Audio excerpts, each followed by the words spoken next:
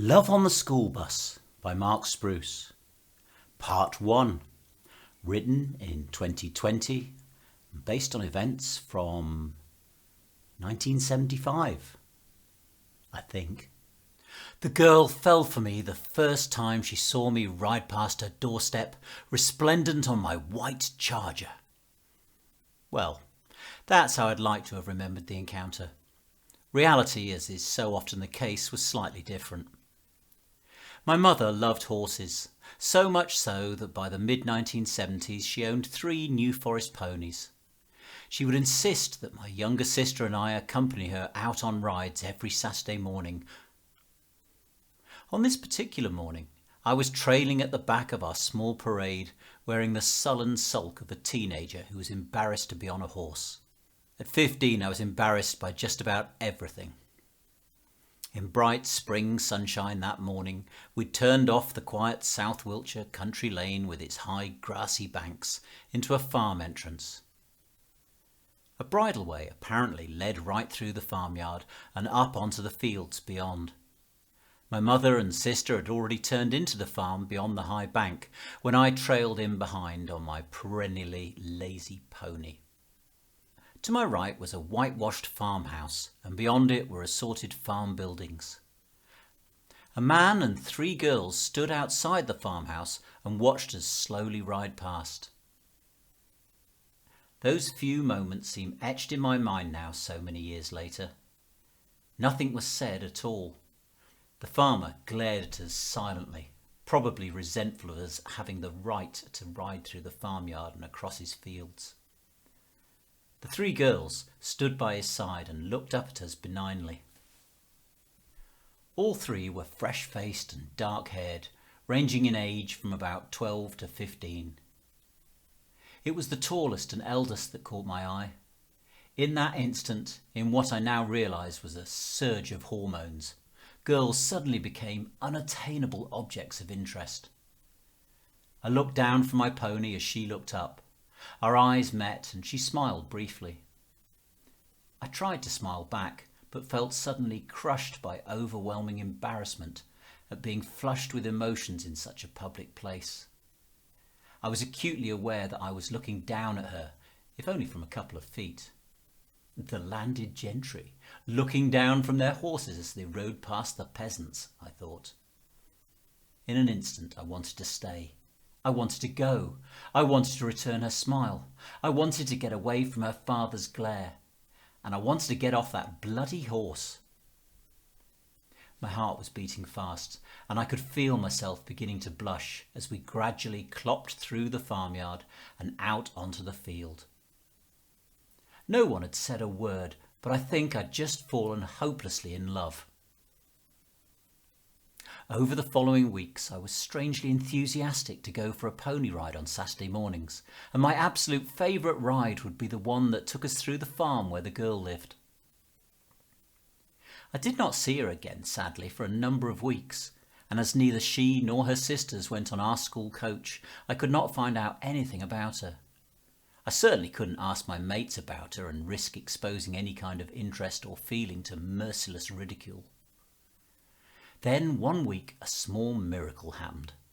Our coach driver changed the route, taking us to school. At King's Corner, instead of turning right, our ageing teddy boy driver suddenly pulled the coach round to the left, and we were heading down the Livery Road, right past the girls' farm.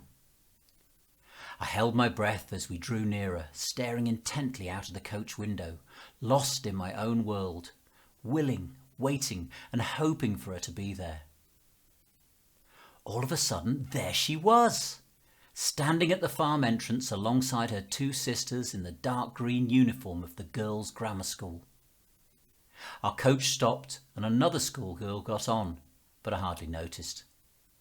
Frustratingly, I was too far back in the coach to look directly at her. The coach slowly pulled away, and as I drew in line with her, for the briefest instant our eyes met and I smiled. I think she smiled back, but the coach had now swept past her. It did not matter. I am sure she saw me. I turned to face forward, drew my knees up to my chest, pushed my feet against the seat in front and smiled inwardly to myself. She had smiled at me and none of my mates had noticed. I was safe from ridicule. 1-0 to me. Things moved very slowly in a rural village. They moved even slower for an emotionally repressed teenager. I was caught in a dilemma. I wanted the girl to know I liked her, but I could not at any cost let my mates know of my feelings.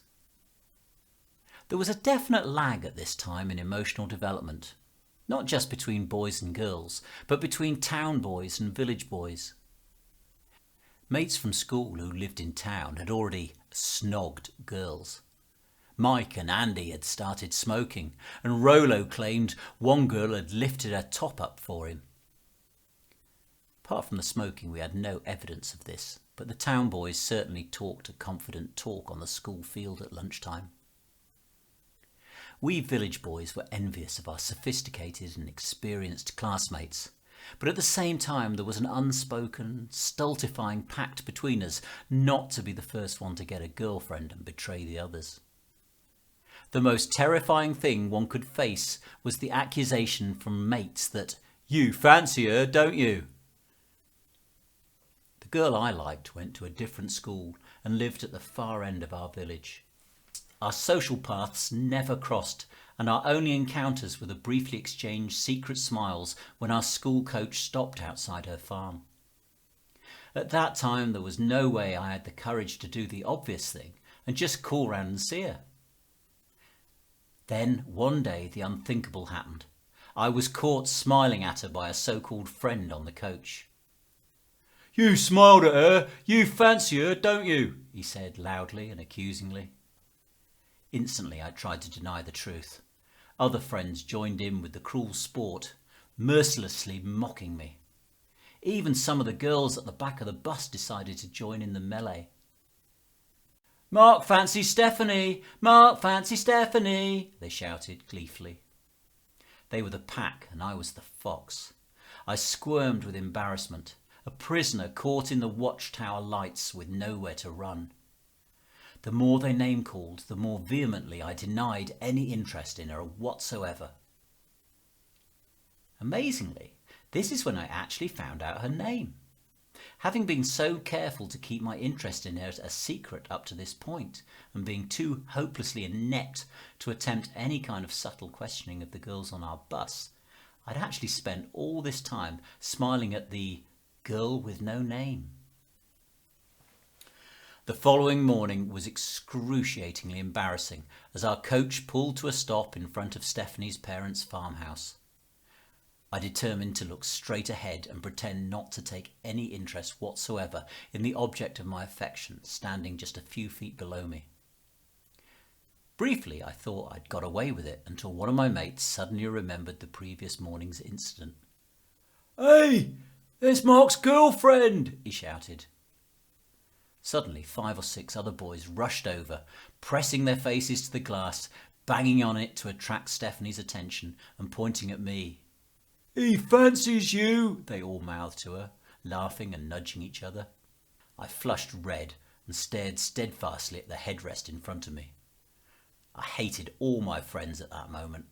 I could not say a word, and at the same time I felt sorry for Stephanie having to stand there while they all mocked her. Maybe she thought I'd encouraged them. The panicked thought crossed my mind. That was it, I thought. Our relationship was over before it had even begun. She would never smile at me again. She would hate me and turn her attentions to someone else. I felt miserable. This was the end of the world. So went the racing mind of a 15-year-old lost inside his own rampant, distorted ego. Village life may well have moved slowly in those days, but the bodies and minds of my friends were certainly advancing at an ever-increasing speed. One week, the camaraderie of the hopeless virgins was broken. A classmate on the bus got a girlfriend. Dave handled it very well. Instead of squirming in embarrassment and secrecy, he held hands with Michelle defiantly as they got onto the bus together. They walked up the aisle, passing myself and the other lads. Dave looked down and grinned for a second as he edged past, before settling into a rear seat and commencing a kiss that lasted most of the remaining 30-minute coach journey to school. The rest of us sat in silence. We wanted to look, but we didn't want to be obvious, and we certainly didn't want Dave to think we were looking at him.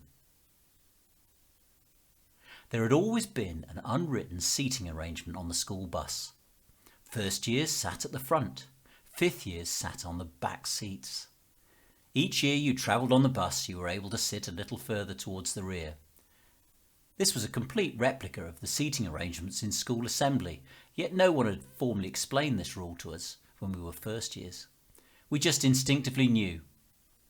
Woe betide you if you had the importunity to try and sit further back up the coach than your age allowed.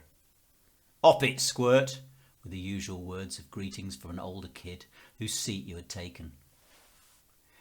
If the youngster did not move immediately, a thump or a kick would swiftly get them returning back to their rightful place down the coach seat pecking order. Dave and Michelle's kissing had moved them considerably up the pecking order. We all noticed that morning that they had sat 2 seats further back than our usual places, closer to the fifth years and away from us. Dave had attained a new status on the coach. One of the hopeless virgins had split ranks, and now the rest of us were left reeling. Having a girlfriend no longer seemed a subject of ridicule. Suddenly it seemed to be an overwhelming objective, a badge of honour, a sign of maturity and higher status. Surreptitiously smiling at Stephanie from the coach window was no longer enough. I had to do more. Spruce Casts, an eclectic collection of anecdotes, reflections and stories by Mark Spruce.